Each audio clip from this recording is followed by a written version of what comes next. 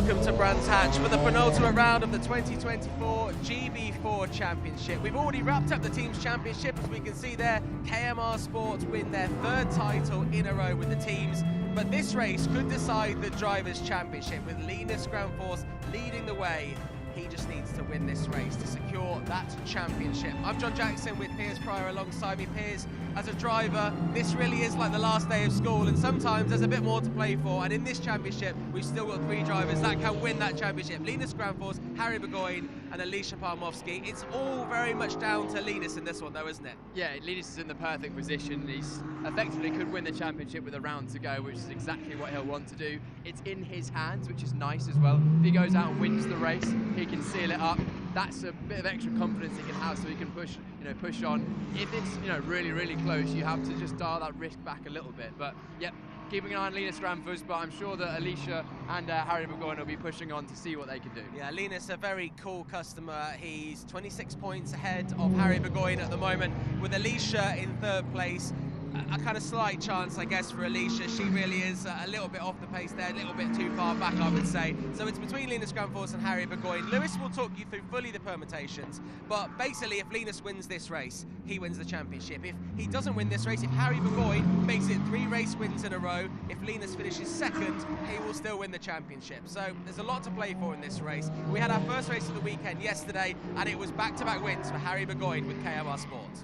Highlights from round 19 of the GB4 Championship, partnered by the BRDC. Great start from Linus Granfors from the pole position, as it would be Harry Burgoyne Jr. trying to attack, would get through and hold second position on the race down in through the first corner and up to Druids, as Lucas Blakely would try and go on the attack of his teammate. The 2 Elite Motorsports car behind would see Finn Harrison going a little bit slow at Druids and opening the door potentially for an attack from Wilson. This is the big talking point though, a big slide going into the penultimate corner, and then an even bigger one at the final one for Linus Granfors, as it would cost him both first, second, and then even third as well. He dropped back to fourth position, applying pressure though to Alicia Palmowski all the way through the end of the race. Was almost able to get through cleanly on the circuit. Would have to go right around the outside though after a big slide from Alicia Palmowski, dealing with that pressure of Linus Granfors. Ahead of all that though, it would be a 1-2, still running away miles into the distance for the KMR Sport duo. It was another victory for Harry Burgoyne Jr., with Lucas Blakely just coming in behind.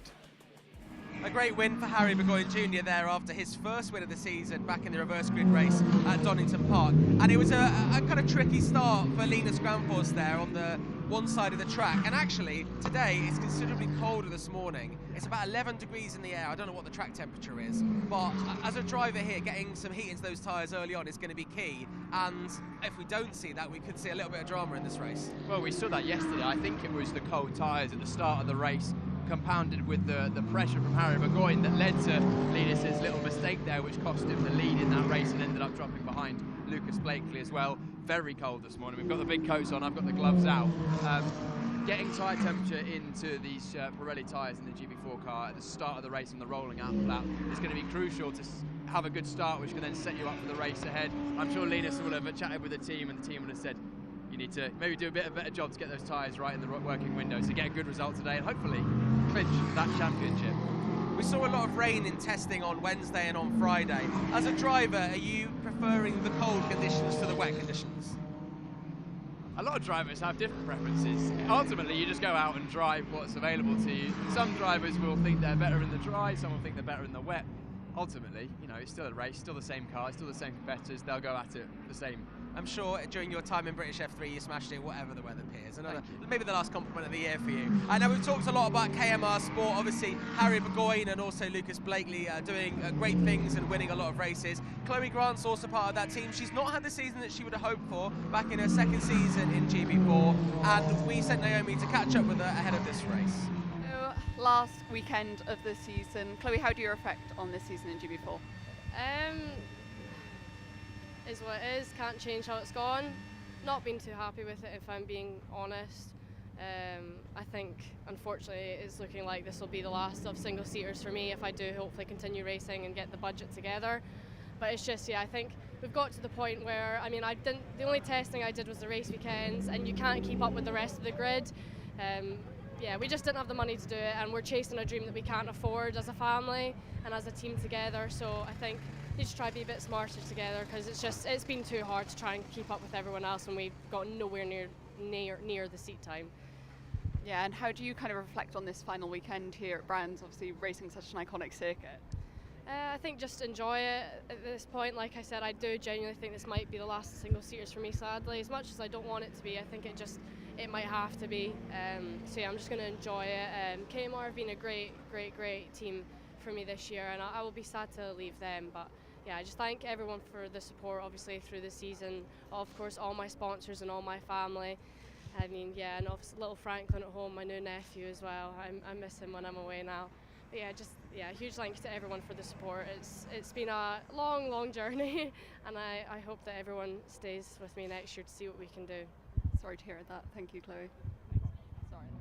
Quite a downbeat Chloe Grant there with KMR Sport. Not been the season that she would have hoped for. When it comes to junior racing, Piers, and this is no slight on you, this is no shade thrown your way, but making it single-seaters in itself is a huge achievement. And if that is where your career ends, because obviously money does start to get a lot more serious once you get past GB4, GB3 and onwards, there are still loads of different careers that racing drivers can do, such as yourself being on this broadcast. Hey, that's exactly it.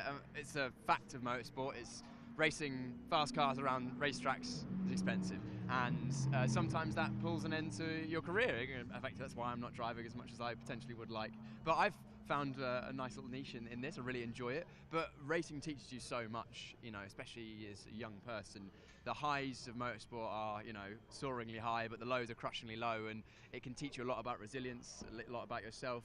Also can teach you about, you know, what areas of business or what you like, you know, what you can get involved with, and you need to sell yourself, and these are all useful skills. So I'm sure we'll see a lot of the drivers from GB4 and GB3 going on to some success in driving, but others will go on to success in other things as well. It teaches you a lot and also helps you grow up really quickly. Obviously GB4 you can drive from 15 onwards, so you know, you're in a paddock with adults working on some serious things, in charge of some powerful machines, so you have to grow up very quickly. Absolutely. Well, it's great to see what you're doing now, Piers. Congratulations. You got in the GB4 car for 2025. You can watch that on the YouTube channel, but in the meantime, let's catch up with one more of our title protagonists, Alicia Palmowski.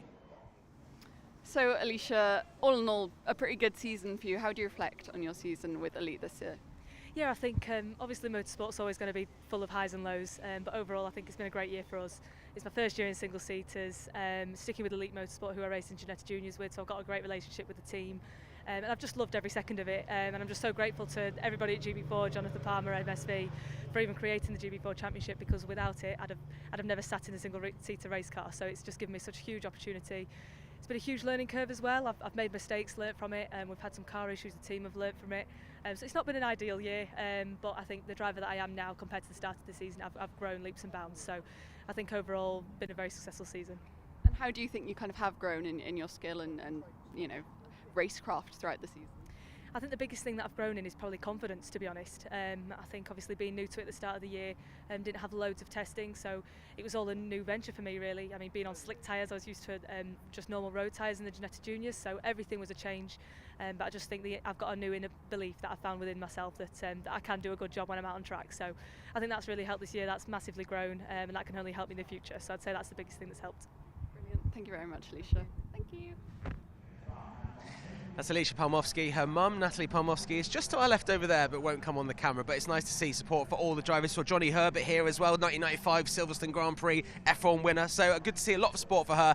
This is it. This is the penultimate race in the GB4 Championship. Can Linus Ground Force wrap up the title? Let's go racing for one penultimate time this weekend here at Brands Hatch.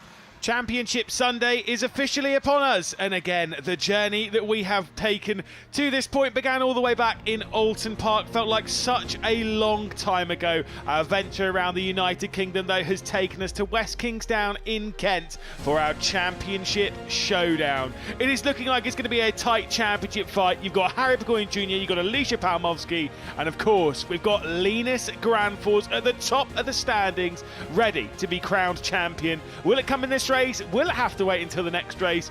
That will be a lot later on this Sunday afternoon. We'll take a look at the circuit we do battle at though. Of course, opened back in the 1950s, it has been a staple of British motorsport. You've got the Indy layout, of course, and then that run round the Grand Prix loop where they bring it back on through clearways and out onto the start-finish straight. It's a tricky test round here, and of course a tricky one for them to navigate. One of those ones where it's really hard if you haven't qualified well, so you need to make sure you got that track position. Of course, qualifying was yesterday, and this grid is based on the second fastest lap. So take a look at the starting grid. Linus Granfors starting from pole position. Lucas Blakely will start alongside.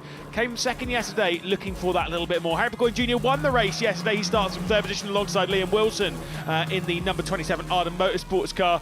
Then it's Brandon Templeton. Finn Harrison will start from sixth position. A couple of struggles for the Elite Motorsports duo of Harrison and Palmovsky when it comes to speed, but they know they've got the racecraft to work their way up. Palmovsky will start from seventh. Chloe Grant will start from eighth. The final couple of rows on the grid we'll see in ninth position Callum Baxter. Jack Taylor will start from 10th.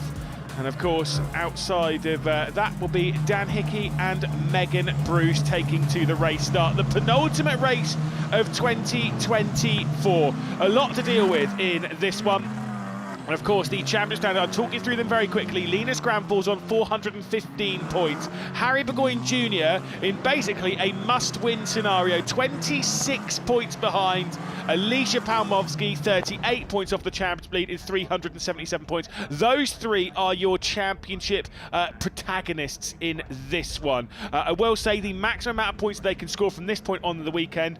For Linus Granfors, it's 65 points. For Alicia Palmovsky, it's 60. For Harry Burgoyne Jr., it is 63 points. Lewis McGlade, Piers Pryor in the commentary booth, ready to take you through one final race, one final race day rather, this weekend.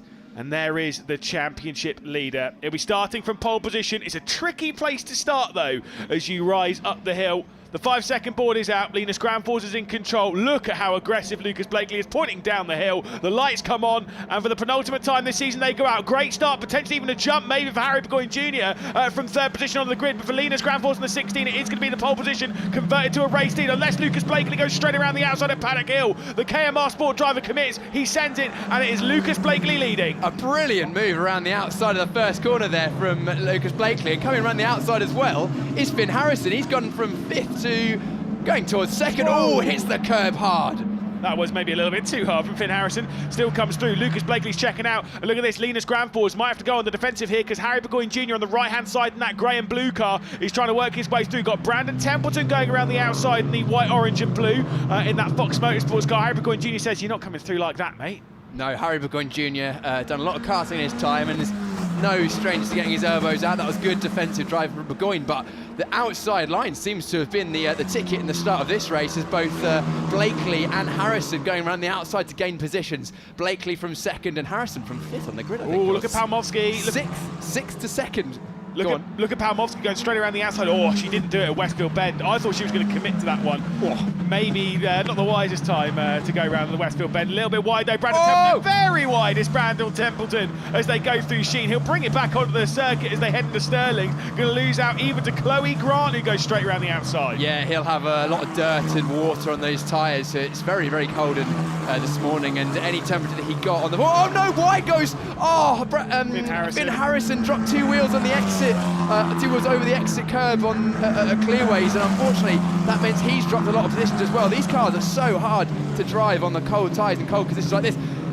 Blakely has got a 3.5 second gap 3.5 seconds. Yeah, they've got those tyres right in the window they need to be. Now we're looking at the 3 championship protagonists then, the 16 of Linus Granfors, the championship leader. Second in the championship now is Harry Burgoyne Jr. And then third in the championship, it is that number 21 of Alicia Palmovsky. They run first, second and third in the championship, running second, third and fourth in this race, because you're absolutely right, Lucas Blakely has gone. This will be a 13-lap race based on this pace. Yeah, just saw a big wobble in the middle of Surtees corner there from Harry Burgoyne, the number 88 grey car that we're looking at there, and that's allowed Alicia Palmovsky to get a better run. Looking around the outside, going down Pilgrim's Drop into Hawthorns. Can she stick it all the way around the outside? That would be a very brave manoeuvre. She's looking for the cutback. I think she's got an overlap. Yes, she has, squeezing as Burgoyne leaves just enough space, but Palmovsky's through, and now Burgoyne's looking for the cutback. Now, of course, whilst we're talking about the championship, battling for the championship, I think even Alicia Palmovsky should be well aware that maybe the championship is a little bit too far out of reach for her to go and beat Linus Granfors. Something that's not out of reach for her is getting second position off of Harry Burgoyne Jr. She relinquished that at the previous race, of course, just yesterday, and the gap between the two of those is just 12 points. Harry Burgoyne Jr. on 389, Alicia Palmovsky on 377. She's focused on getting second position back in the championship. Yeah, if she outscores Burgoyne in both these races. Let's have a look at this again. That was Templeton. He just took a bit too much speed through Sheen Curve there, and once you get two wheels off the racing surface onto the grass, then it can drag you wide. And here's Finn Harrison. You can see he just got slightly offline, a little bit wide, similar to what Granfors did actually in race 1 yesterday in the first lap through there. The left-hand side tyres maybe a little bit cold as they come through the left-hander at Stirling's, and then when you load up for the right-hander in the last corner of the lap, going over that crest, bit of a slide off the racing line, dusty offline, it just drags you further and further wide, and once you're in the gravel, you've got to just collect yourself, come off the power completely, and that's what cost Harrison so dearly after he went from 6th to 2nd, and now 2nd down all the way to 8th once again. The order looking down the inside of Baxter up at Hawthorne Hill. Of course, they go through Hawthorne Bend, and that means that Chloe Grant might have a little look as well. It's a nice move for Brandon Templeton. It's a very quick corner in there. Yeah, it's very, very quick. This middle section is all very, very fast. You're just rubbing the brakes for every corner. This one here, just down one gear, throwing it in. A lot of the corners are blind on entry, so you have to commit to the corner before you can see where you're going. Just a note on Callum Baxter, he's been very, very fast at different points this season, but I'm hearing, I went to go and speak to him after yesterday's race, and really, really not feeling very well this weekend. He's struggling a lot, and that's actually Taylor just dropping a little bit wide. But yeah, so Baxter's not on his normal form this weekend, as Templeton now darts to the inside of Jack Taylor. Templeton in the 24, Taylor in the 50. Can he get that move done? He's side by side by the apex, very close to the middle of the corner, giving each other racing room. Great racing. Yeah, lovely stuff. I mean, I think Taylor went wide, as we saw a little bit earlier on from Finn Harrison in that final corner we saw from Linus Granfors yesterday. I think another one went a little bit wide, maybe not quite as wide, but definitely had a bit of a moment. And like you say, Callum Baxter maybe not feeling so great, but I mean, look, when you're in the car, surely it's the best cure for illness. Get some adrenaline pumping in you and get going. Do you know what? It is actually crazy. I have driven a few times and I've been, feeling really bad, and you can feel terrible getting in the car, putting your helmet on, you feel awful, you're like, oh God. As soon as you get out on circuit, it's almost like it goes away, it disappears, but then it comes back twice as bad as soon as the adrenaline wears off. So Callum Baxter will be absolutely fine at this point, but will probably be struggling between race 2 and race 3. But Baxter's pushing on hard, right on the back of Taylor there. Baxter in the 45, white and blue, Graham Brunton car, with Taylor in the 50, Tech Motorsport, white and red. I distinctly remember Brad Keselowski winning in NASCAR in 2014 in a race in Texas, whilst being extreme. Might have been Vegas actually. Was extremely ill. Like I was thinking about, there's no way this guy's going to race. Did the race, won it by an absolute mile, and then after the race looked awful again. So yeah, I kind of get what you mean. You can kind of just forget about it in this for just 18 minutes of racing, just 13 laps around Brands Grand Prix. But still, it means you get to go out and have a little bit of fun and do it again later on. Looks down the inside coming into Paddock Hill. Jack Taylor nicely committed around the outside though. That's probably the prime line going in there. Taking that outside line, kind of defend using that because you carry the speed all the way through. Yeah. Adrenaline is one hell of a drug, Lewis, and these flying a GB4 car around the Brands Hatch Grand Prix circuits, the adrenaline levels are pretty high. That middle sector is thrilling. We hear a lot from the drivers. It's one of their favourites, and I've driven a GB3 car, or what was a BRDC British F3 car around here, and it really is a thrill. One of the stiffest challenges in British motorsport, world motorsport even, because the amount of commitment you have to have through the middle sector with the barriers being close, no tarmac runoff, just old school grass and gravel means that the margins are fine, but you get rewarded for pushing right to the limit. 7 seconds was the victory margin yesterday for the top two, at least, over Grand Fours. We're not even halfway through this race yet, and Blakely's already got 7 seconds on Grand Fours. Absolutely ridiculous pace from Blakely, who of course finished second yesterday and really did push Burgoyne Jr. all the way to the line. Yeah, he did, and it looked like Blakely had slight pace advantage over Burgoyne yesterday, but of course Burgoyne got away well on the line and overtook Blakely, and then pressured Linus into that mistake, which dropped him back behind the two KMR Sport drivers. But Blakely, with no one in front, is being able to show his complete pace today and does have the fast lap of the race at this stage. Although saying that, Grand Fours has matched him on the last couple of laps in terms of lap times. Last couple of laps from both of the first two Blakely and Grand Fours, 25.7s, but the fast lap of the race currently still with Blakely at 25.6, which he set a few laps ago. A small lock-up from Baxter here, as I think we're going to have a replay of the start. So, it was very close to a jump start for Harry Burgoyne Jr., which will be investigated after the race we're seeing on the timing screens. But it was Blakely that managed to just squeeze down, which actually stopped Burgoyne coming through on the both of them. And Blakely's start was just slightly better than Grand Fours, and once he got to the outside, he pinched Grand Fours at the apex of the corner and then drove away. So, yeah, good start from Burgoyne Jr. away from the line. Had nowhere to go. Sometimes that just is the way. Yeah, I mean, I did call it when it was live. I did wonder if it was close to a jump start. That was only based on the fact of him moving quicker than everyone else. So it could have just been better reactions. But we'll have to wait and see on that one. Let's take a look at another replay. So watch the light at the top. No, it was good. It was good. It looks good to me. Just a brilliant start. I think, the difficulty with Brands Hatch is that none of, or barely any of the starting positions are flat. In fact, third place where Burgoyne is the only flat starting position. So maybe he was the only one that was able to keep a foot on the clutch and a foot on the throttle and not have to worry about the brake, whereas everyone else having to cover the brake while also revving the engine with their foot, and then their left foot's on the clutch. So it's a bit of a faff, if I'm honest, to try and get away from the line of a GB4 car, because there's no handbrake, so you can't do a normal hill start. So maybe Burgoyne just genuinely got a really good launch off the line. Hopefully he gets to keep that position. We don't want to see the championship being decided by... Where's Burgoyne? He's behind Pomovsky. So I thought he dropped away. But we don't want to see the championship position decided by judicials. We want to see it, fought out on circuit. Well, let's talk championship then, because the permutations with Grand Fours running in second place, for Harry Burgoyne Jr. to keep the title race going on to the next race, he needs to be winning.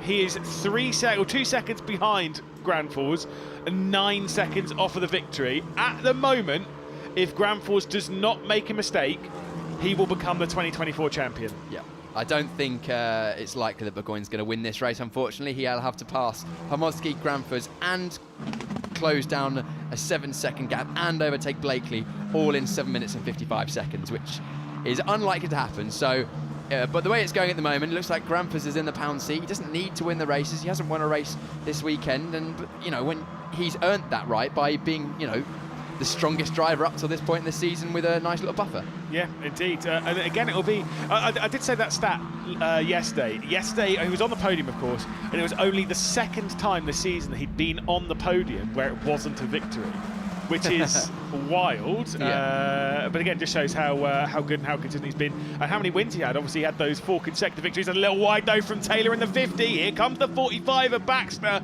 straight to the inside. This is a battle for 8th position on the road at the moment. They go into Druids. Baxter with the inside line. They're going to be side by side down into Graham Hill. The 45 of Baxter's going to be on the outside though, and it has to hold firm for 9th position. Going to try the up and under though, coming down into 30s. Yeah, brilliant racing there. It's to and fro between them. Callum Baxter went up the inside initially. Taylor held it around the outside brilliantly, but that's also allowing Chloe Grant to get involved here. Are we going to have a 3-way overlap? No, not quite. It's Baxter that takes the position of Taylor. Now Taylor's under pressure from Chloe Grant, although Taylor's got a good exit and is looking around the outside of Hawthorns. That's going to be a bowl with Baxter just about had enough space to cut across the front of Taylor, and that move is done. Yeah, I didn't like the idea of a potential 3-wide up towards Hawthorns. I've tried that in sim racing and it doesn't work there. I can't imagine it'll work in the real thing either, as they head down the hill. Like I say, good move there from Baxter, finally through, then up into 8th position as they head through Sheen. Chloe Grant's looking pretty aggressive here. You know, like I say, might be a final couple of races in open wheelers. She's looking pretty aggressive. She wants to get out there. She wants to get a position up from where she is at the moment. She's currently sitting in 10th position as Blakely sets the fastest lap of the race once again, a 25.1. We're very, very fast out as the tyres come into their optimum working window. But Grant now the closest of this battle to making a move. Grant is in that number 66 KMR sport car, the grey and blue car.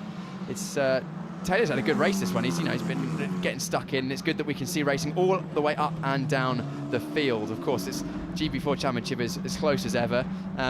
Looking forward to seeing how the championship progresses next year with the new car, which I've driven, and it's brilliant. And I'm hoping that it will be. You never mentioned that. I know it was good fun. It was good to relive the olden days, Lewis, when I used to be behind the wheel. But very much enjoying calling the shots from the commentary box with you. But yeah, looking forward to seeing the next chapter of this championship, because the last 3 years it's grown and become a good part of the British motorsport scene and the motorsport ladder for young drivers. And yeah, I'm really looking forward to seeing what happens in the future. And of course, added safety as well is always a good thing to see. Indeed. I don't think I'll be getting the offer to drive that car anytime soon. No. Wow, such a swift no from you, Piers. I wonder why. I've seen you in the simulator, Lewis. That's all I need to know. Yeah, that's fair, actually. I'll back down to that. 4 laps left to go then, as they'll come round to cross the line. Lucas Blakely going to return to winning ways, it seems. Grand Four's probably getting the message there. BT Dubs, if you finish where you are, you're the champion. I'm sure he actually probably knows that already. Yeah, I'm sure that the team and Grand Fours will have had a look and figured out where they would need to be in terms of Burgoyne. It was pretty simple, wasn't it, really? Yeah. Finish ahead of Burgoyne and you're probably going to be the champion. And that's kind of it, really. And it was the only issue would come if Burgoyne was leading the race. Then he needed to finish, was it second, I think, wasn't it? I can't remember the ins and the outs, but he would have needed to finish somewhere. But obviously Burgoyne is not leading the race, and he is currently still ahead of Burgoyne. Granford's being in second, Burgoyne in fourth, so therefore it's pretty much a done deal at the moment. But of course, as we saw in Singapore at the Formula One Grand Prix, Lando Norris had a massive victory, massive lead, and had a couple of near close calls with disaster. So it's not all over yet. Blakely, of course, we've seen him win many races this season as he joined partway through the season and has been somewhat of a revelation. He would have been in the championship, in championship contention had he been here from the start. There was doubts as to whether he was going to be in for this round even a few days ago, because he is effectively self-funding this. He's a professional esports driver with McLaren Shadow, and basically funding this himself, but it couldn't afford to come to this final round. Sponsors came on board at the last minute to help him get here, and I'm sure if you head over to the Lucas Blakely's Instagram and social media pages, you'll see those sponsors and see who has helped him get on the grid. I don't want to start naming, because I don't want to miss some out, and I don't want to butcher their names, so I don't know them off the top of my head. But it's great to see a talent such as Lucas Blakely get the opportunity to finish the season. And in just 11 races, he will rise his way up to 4th in the championship after this with the current positions he's in. He'll go ahead of Brandon Templeton. That'll be as high as he can get in the championship, but still shows how impressive he has been. Out wide a little bit, Taylor goes. Chloe Grant's in tow. They'll have 3 laps left to go around Brands Grand Prix here. Of course, as we prepare ourselves for the end of this race and for one final race. 18 more minutes, so 13 laps roughly, of racing still to come this evening. But that's a long way away. We've got 2 GB3 races between now and then, so they've got a lot of time to wait around, as they did at the last round at Donington Park. Yeah. The track may evolve between now and then. Of course, we've got the GB3 races plus plenty of GT3 and GT4 cars, the British GT Championship, that will be going round for their races today. So the circuit, again, we mentioned it, I think, in the pre-show yesterday, the circuit evolves every time the drivers go out on circuit. It's never quite the same. It's as David Coulthard says in Formula 1, it's a living thing. With the rubber going down and the changing in temperatures, it really feels different, and the drivers have to feel that grip to get the most out of it. And the person that's doing the best job of that at the moment is Lucas Blakely at the front of the field, still with now an 8-second gap to Granfors at the front of the field. But coming back to Finn Harrison now in that yellow car for Elite Motorsport, the 38, ahead of Brandon Templeton. This is a fairly close battle that I think will go to the wire. Yeah, it'd be an important move for Brandon Templeton, who, of course, like I say, whether he finishes 5th or 6th at the moment, he will relinquish 4th in the championship to Lucas Blakely. But if he does get ahead of Finn Harrison here, obviously it's going to help him a little bit, score an extra few points, and obviously in the next race we'll be starting ahead of Lucas Blakely, courtesy of the reverse grid. So in that sense, all things are good. There is the Fortec team watching on, maybe listening to this broadcast, hello. Obviously probably getting ready to celebrate a championship for the Fortec team, as Dan Hickey's looking down the inside of Megan Bruce. The battle for 11th position is on, and Hickey has worked his way through. Yeah, good move there. He must have got a good exit out of Paddock Hill, and Bruce looks at the inside of Graham Hill but can't get that done. Good racing for the final positions in this grid. So as we've mentioned earlier, close racing all the way up and down this field, because these are the final two cars racing on circuit, Hickey and Bruce, both very, very close. Good racing and giving each other racing room. Yeah, indeed, brilliant stuff. Again, lovely racing. As I said, you can have great racing at the front of the field. You can have great racing at the back as well. They're still fighting over points. They're still fighting over pride, honour, and everything. Absolutely, and Dan Hickey, will be seeing him going from pole position in the race 3 later on today. So he'll be having an opportunity at another strong result in a reverse grid race. Unfortunately, Megan Bruce didn't quite make 103% of the fastest time in qualifying, so we'll be starting from the back. Oh, with Megan Bruce, unfortunately, carrying a bit too much speed. Getting wide through Sheen, and will continue if she can keep that momentum up. That just shows how fine the margins are there, Lewis. Let's have a look at that again. Oh, he's seeing it from the front angle. Straight in with a slow-mo as well. Yeah, that's brilliant work from our directing team. Thank you very much for the slow-mos. We love that, but you can see how bouncy it is on the gravel. You just have to get slightly wide, brake slightly late. Megan Bruce pushing on, trying to keep on the back of Dan Hickey, and unfortunately pushing a bit too hard, and we've seen a few kart drivers go through the gravel trap at Sheen this weekend. We've only seen 2 do it in this race, and both of them have been the Fox drivers. So, I'm not saying Fox Motorsport sponsored Sheen gravel trap. Yeah, clearly. My goodness me. Obviously, I had Brandon Templeton off there earlier on in the race, and then having Megan Bruce there. Wow, how impressive has this driver been? 11 races. This will be a 9th podium for Lucas Blakely. He's won in every single one of the weekends that we've showed up in, and so it's right that he will add this one to his winning ways. Winning at Snetterton, winning at Silverstone, winning at Donning Park, winning at Brands Hatch as well. Lucas Blakely is on top, but we do have to go 8 seconds back, because in 2022 Nicholas Taylor won the championship for Fortec. In 2023 KMR won it with Tom Mills, and now it is Linus Granfors, the 2024 GB4 champion, back at Fortec. Yeah, Fortec, absolutely rightly so. Very happy with that, patting each other on the back because they've worked hard. Of course, the driver is the one that does the cherry on the icing on the cake. They're the one that actually has to perform on circuit, but without a car underneath them that is capable of achieving the lap times and a race speed that it needs, then the driver can't do their job. But no, undoubtedly Linus Granfors, brilliant driving this season, and Fortec Motorsport giving him a great card. Not team champions this year, but who knows, maybe next year. Of course, it's been a fight between those two teams for championship honours in the last few years in GB4, but they'll be very happy with that, and we're going to catch up very shortly with Linus Granfors after the podium. Yeah, indeed. To bookend the opening era here of GB4 with Drivers' Championships. That'll be a really positive thing for Fortec. Of course, they were competing for the GB3 Championship in 2022. Had a couple of struggles over the last couple of years in GB3, but here in GB4, always roughly competed. And like I say, that championship for Nicholas Taylor to open up the GB4 sort of kind of era, like I say, where we are in this category, and it's lovely to see them end this opening era with that victory as well. Yes, we're going to be concentrating 2 things. One is this man right in front of us here, Lucas Blakely, celebrating his another race win. He'll be very, very happy with that. There you go. 1, 2, 3, 4. He can count. Absolutely, he can. But also, we're going to be seeing that man in second place. Alicia Palmowski, third on the podium as well. Didn't see much of her in this race, but did manage to get past Harry Burgoyne, so that helps her bid for second in the championship as well. Yep, indeed. So there we go. Straight into the celebrations. Linus Granfors will receive a lot from his team, family. Everyone will be around to celebrate the championship. With one race left to go, not quite as early as Tom Mills won it back in 2023, but still, obviously, got to have all your photographs taken. I'm pretty sure somewhere down there will be the 2022 champion taking photographs. Got Matt Acton there, obviously, another one taking a couple of photographs, a few snaps of our new champion here in GB4. Linus Granfors has done it after taking 6 victories and 9 podiums. It's been an impressive run of consistency, but it will just be enough to take the crown. Harry Maguire Jr., they did give a couple of throw a couple of questions out over the last couple of races with victories in round 18 and round 19 of the championship, but still, when it comes down to it, it will be Grand Fours on top.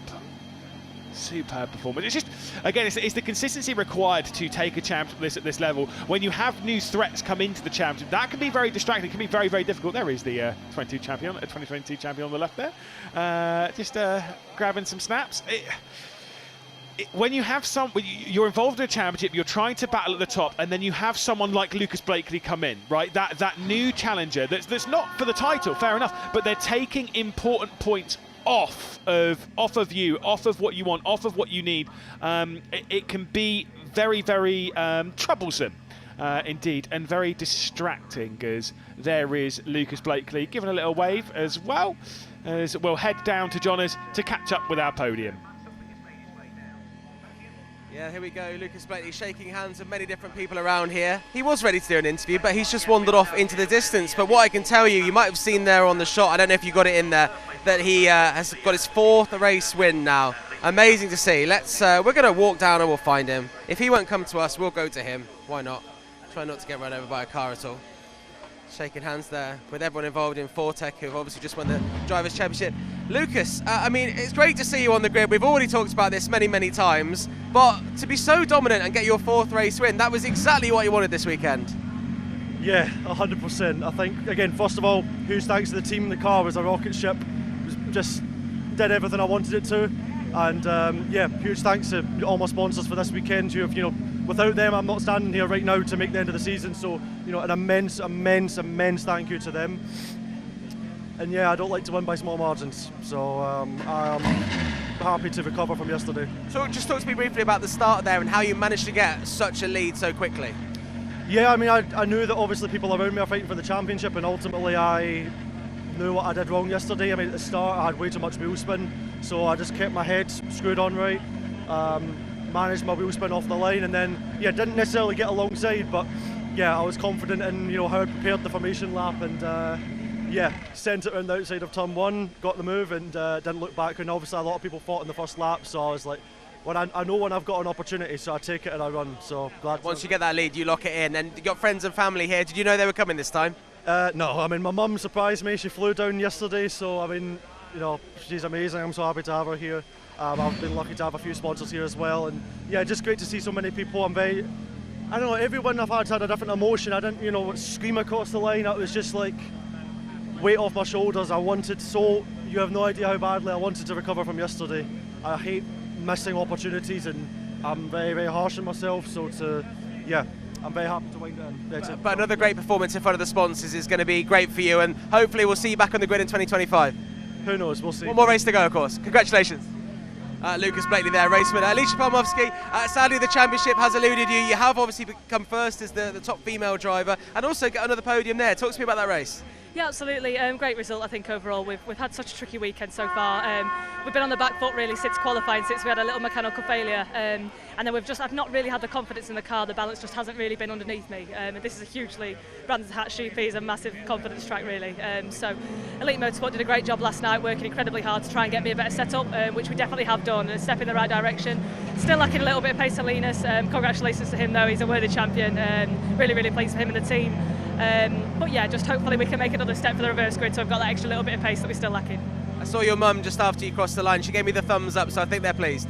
Yeah, absolutely. It's been such a tough weekend, and it's been quite a confidence knock for me as well, to be totally honest. So to come away with a podium from 7th on the grid, it's a really good improvement. We had a great few opening laps, great race start, so there are positives to take away. Obviously, I'm not going to say I'm happy that I've lost the championship, but the fight's still on for second, so we're starting ahead of Harry in the reverse grid, so I think that's really where the fight is right now.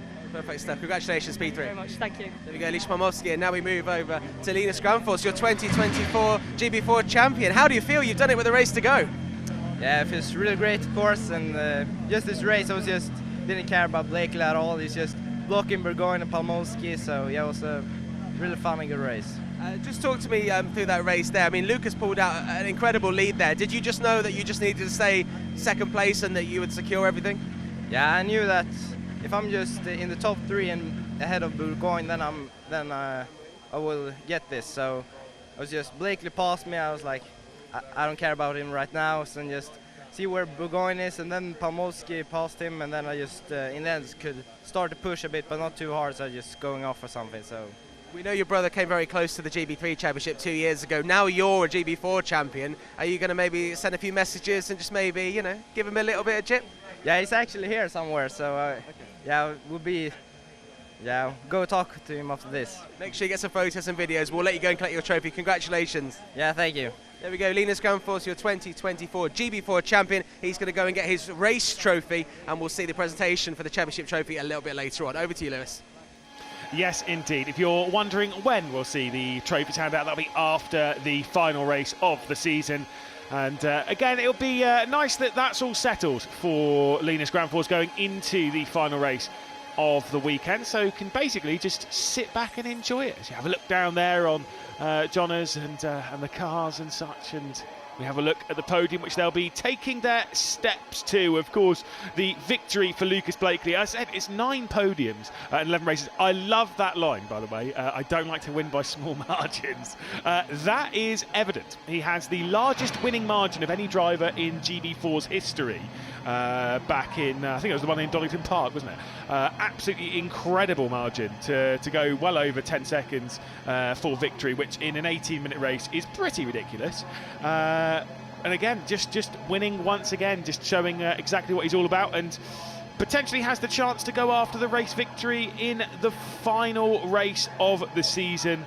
We'll have to dig deep somewhat to go and find that one. I think he'll be starting from 10th place, if memory serves. Obviously, the reverse grid race from the qualifying lap time, so he did end up qualifying in 2nd place, and it's 11 drivers that are flipped around because Megan Bruce didn't get in within the 102% rule. So it'll be Lucas Blakely starting from 11th position in the final race of the weekend.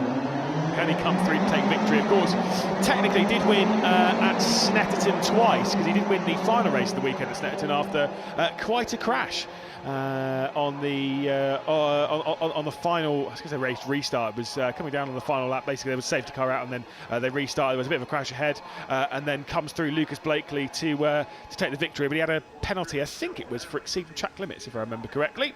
Guys, are we having any kind of break between this, or am I literally just coming back and we start? As we can see Kevin Mills, ignore that. We can see Kevin Mills as well, looking over the car that was victorious by such a dominant way.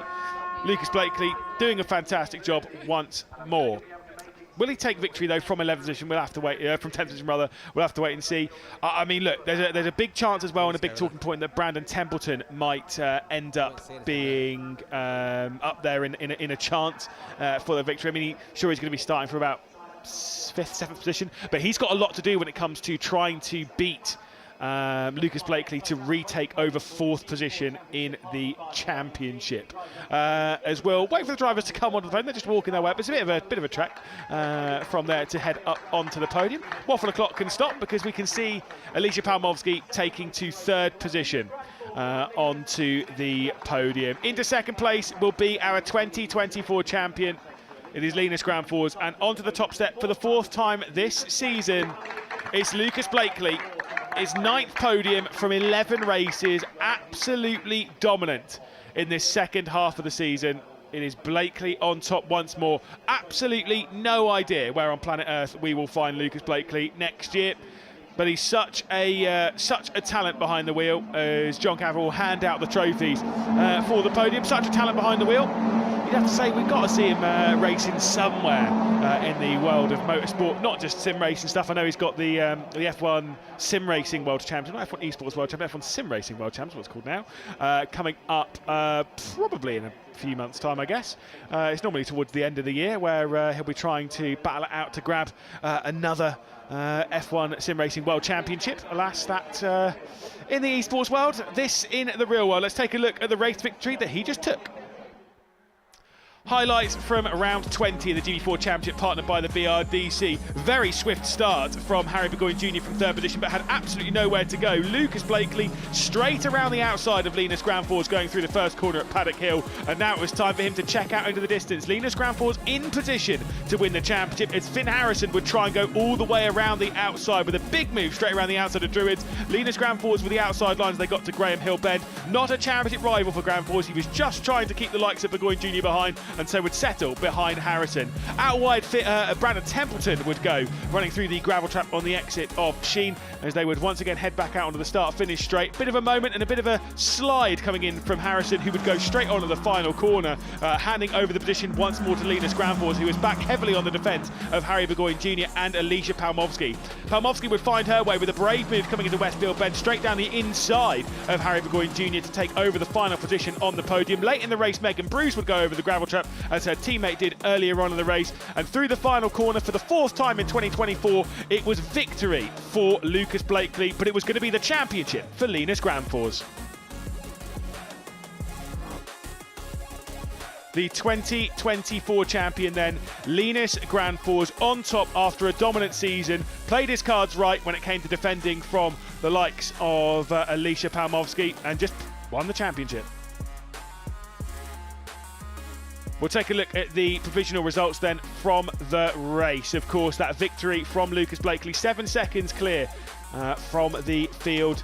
Granfors in second position, Alicia Palmovsky in third. Harry Burgoyne Jr. just fourth position in all of that. Probably a bit disappointed finishing a couple of seconds behind Palmovsky.